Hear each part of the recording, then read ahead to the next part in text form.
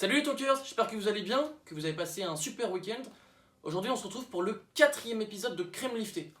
Tout de suite le menu du jour. Donc en entrée on va faire un petit détour du côté asiatique où on va parler de la fight mentale de Naomi Osaka. On va revenir sur son match et ses déclarations qu'elle a pu faire à la presse. Ensuite on aura le plat de résistance, donc ça sera le match Tommy Paul-Alexander Zverev qui s'est achevé cette nuit avec la défaite de l'Allemand. Et enfin je vous prépare un sacré dessert, un dessert explosif avec les retrouvailles entre Nick Kyrgios et Casper Ruud. Voilà, ça promet énormément. On attendait tous ce match depuis le début du tournoi, depuis le tirage au sort, et il va avoir lieu, donc on va l'analyser. Mais voilà, juste avant, vous pouvez mettre le couvert puisqu'on va passer à table tout de suite.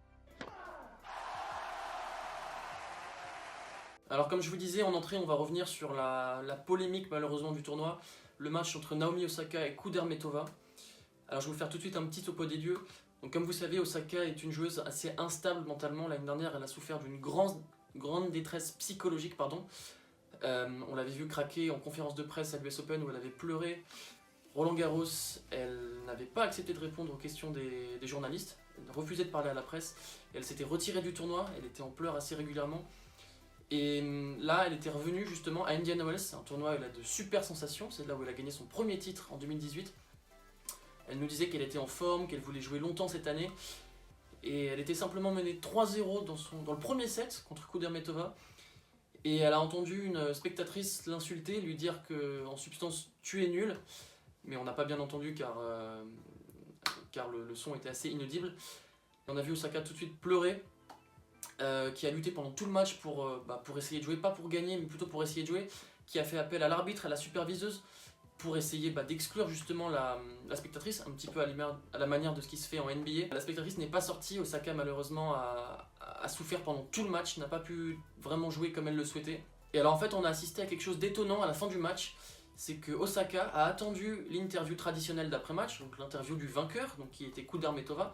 Elle est restée sur le court, elle a attendu son tour avant de prendre le micro pour parler de ses problèmes d'anxiété et pour revenir sur l'incident avec la spectatrice. Et lors de cette interview d'après-match, elle s'est comparée au Sir Williams qui, 15 ans auparavant, lors de ce même tournoi d'Indian Wells, avait subi du racisme. Pareil, des insultes des spectateurs en tribune. Et d'ailleurs, pour la petite histoire, les Sir Williams avaient refusé de revenir jouer à Indian Wells pendant plus de 15 ans. Donc la comparaison avec les Sir Williams n'est pas forcément adaptée, mais on peut comprendre qu'elle ait voulu mettre en avant ses problèmes mentaux, ses problèmes d'anxiété. Et on espère vraiment qu'à l'avenir, elle saura gérer un petit peu ses blessures invisibles, qui sont tout aussi importantes que les blessures physiques. On sait qu'elle avait réussi à mettre l'année dernière sur le devant de la scène la santé mentale des joueurs. Elle avait été soutenue par certains joueurs, notamment Nick Kyrgios, qui a eu des pensées suicidaires, il nous l'a confié récemment. Pour conclure sur cette entrée, j'aimerais sincèrement que Naomi Osaka, sur le plan mental, arrive à se construire une armure, qu'elle arrive à mieux gérer ses problèmes d'anxiété, car on sait que c'est une joueuse capable de grandes choses. Elle a été numéro 1 mondial, elle a gagné des grands chelems, et elle correspond absolument pas à son classement actuel, qui est 78e mondial, qui est dû au fait qu'elle est très peu jouée l'année dernière, justement à cause de ses problèmes mentaux. Donc voilà, je souhaite un bon rétablissement, même si elle n'est pas blessée, mais comme je vous disais, c'est une blessure invisible. Mais voilà, on lui souhaite un bon rétablissement, et force Naomi Osaka, on espère que tu nous reviendras vite. Tout de suite, le plat du jour, donc l'affiche entre Tommy Paul et Alexander Zverev. Donc Constantin vous avez parlé hier lors de son dessert, vous avez un petit peu présenté Tommy Paul. Donc l'Allemand était particulièrement attendu pour son premier match après Acapulco. Il avait joué en Coupe Davis, mais là c'était son premier match sur le circuit ATP. Et il s'est vautré, il s'est pris les pieds dans le tapis. Constantin vous avait prévenu que ça allait pas être un match facile. Tommy Paul était invaincu contre lui avant ce match, il l'avait déjà battu une fois.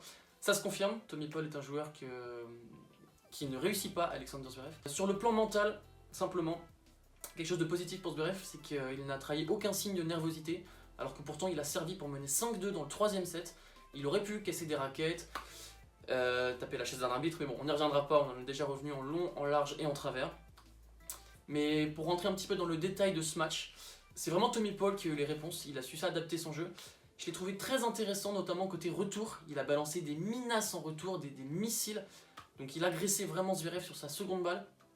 On a vu même que dans le 3ème set, il se mettait à faire des sabres à la Roger, donc c'est le fait de s'avancer au maximum au retour de service afin de prendre la balle en demi-volée et généralement de monter au filet car on est avancé. Il a réussi à faire ça et en fait il a tellement mis la pression à Zverev que Zverev était tellement étonné de voir Tommy Paul justement tenter des sabres que Zverev a forcé son service, a fait énormément de doubles dans le troisième set. Et justement, le jeu du débreak à 4-2 dans le troisième set, c'est un jeu rempli de doubles fautes. Et on voit que Zverev retombe un petit peu dans ses travers qu'on avait largement identifiés, donc à savoir ce qui était la deuxième balle très faible. Zverev, c'était un joueur qui faisait énormément de doubles fautes, justement qui avait travaillé là-dessus, qui progressait, et là qui est retombé dans ses travers, qui a une deuxième balle maintenant un petit peu péresque, voilà, la manière de Benoît Paire. Et côté coup droit, on en avait parlé pendant l'Open d'Australie, Zverev, dans les moments chauds, est assez passif en coup droit, il va simplement remettre la balle. Et contre Tommy Paul, ça ne pardonne pas, car Tommy Paul, c'est un Américain du coup, qui est très à l'aise sur surface lente, excusez-moi. Contrairement justement à la majorité des Américains, lui, sa surface de prédilection, c'est la terre battue. Il a gagné notamment Roland Garros Junior en 2015. Et justement, les cours d'Indiana Wells, donc qui sont une surface assez lente, assez abrasive, ça correspond bien à son style de jeu où il lifte pas mal. Et justement, l'année dernière, il avait perfait, il nous avait sorti Andrei Rublev. Donc ça, c'était pour la partie tactique du match. Maintenant, pour parler un tout petit peu de Zverev. Zverev déçoit énormément en ce début d'année 2022.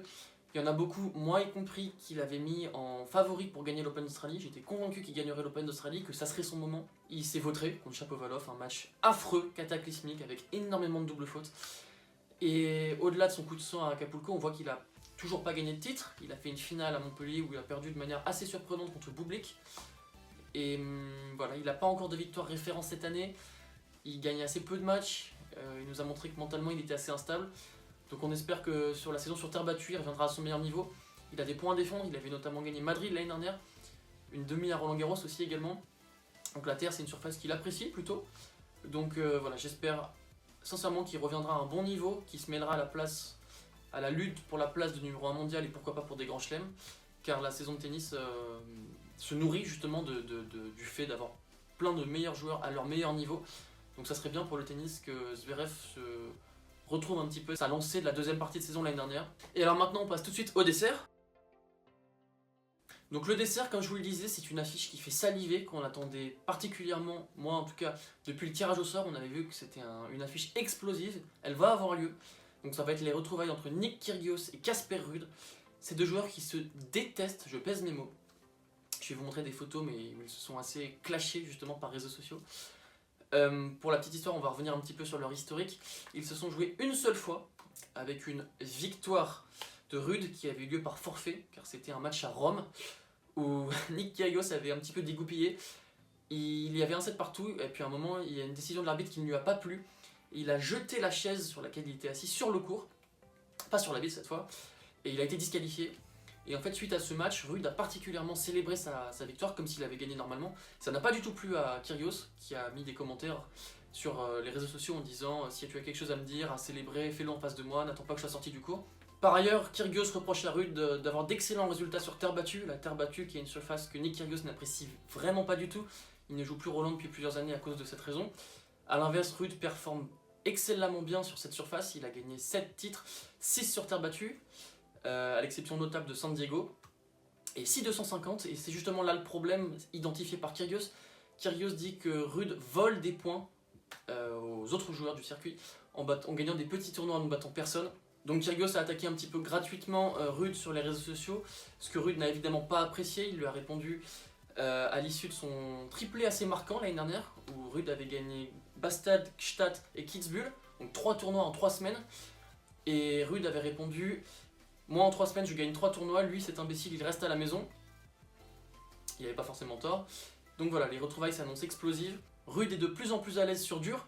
L'année dernière, il a notamment pu faire un quart de finale à Bercy et une demi surtout au Masters, en battant Rublev notamment. Donc voilà, il essaye de mettre à mal cette étiquette justement d'être un petit peu faible avec les forts, mais fort avec les faibles. Là, il a l'occasion de battre Kyrgios, qui ne joue pas énormément, même si là, il est très chaud, il a pu nous le montrer contre Delbonis notamment ce week-end. Donc le match promet énormément. La surface correspond bien à Ruud, car comme j'ai pu le dire pour Tommy Paul, elle est assez lente, assez abrasive, elle imprime les effets, et ça rappelle bien évidemment la terre battue, qui est la surface favorite de Casper Ruud, là où il a gagné la quasi-totalité de ses titres. Également, Indiana Wells n'est pas un tournoi qui profite aux gros serveurs, la surface est assez lente, Kyrgios est pourtant un gros serveur, il raffole des surfaces rapides. Surtout si le match a lieu en night session, il y a 10 degrés de moins qu'un match en après-midi, et la surface est beaucoup plus rapide en après-midi, donc le fait que le match soit en night session n'est pas franchement favorable à Kyrgios, même s'il y aura davantage d'ambiance qu'il apprécie. Néanmoins, je vois quand même Kyrgios gagner, car Kyrgios performe énormément dans les grands matchs. Et là, je peux vous dire que c'est un match qu'il a coché dans son calendrier depuis le début du tournoi, quand il a vu le tirage au sort. Il a envie un petit peu de fermer le clapet du Norvégien. Et je vois Kyrgios s'imposer. Dites-moi en commentaire ce que vous pensez, quel pronostic vous me faites. Mais voilà, j'espère qu'on aura surtout un grand match, avec pourquoi pas un petit peu de trash talking, car le tennis manque de ça en ce moment. Ça rappellerait un petit peu les grandes heures de Connors, McEnroe et compagnie. En tout cas, je suis ravi que ce match ait lieu, car on l'attendait depuis le début du tournoi. On n'était pas sûr pour Kyrgios, car Kyrgios ne joue très peu. On n'était pas vraiment sûr de son niveau de forme. Là, il est étincelant. Alors, il n'a pas joué grand monde, il a notamment joué Delbonis ce week-end. Mais voilà, ce match promet énormément. Demain, ça sera Constantin le chef étoilé, qui vous donnera rendez-vous pour vous présenter sa crème listée à lui. Quant à moi, je vous dis rendez-vous mercredi. Je vous souhaite un excellent tournoi, un excellent match entre Nick Kyrgios et Casper Ruud. Et puis je vous dis à très vite. Ciao ciao!